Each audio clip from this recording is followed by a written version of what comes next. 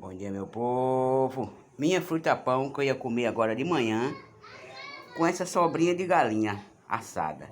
Tá na verdura, né? Tá guisada não, é assada. Mas quando eu vou pegar, deixei ele fora da geladeira, pai.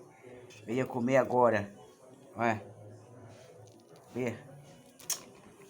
Aí não presta. O fruta-pão que sobrou de ontem, cozinhei uma inteira.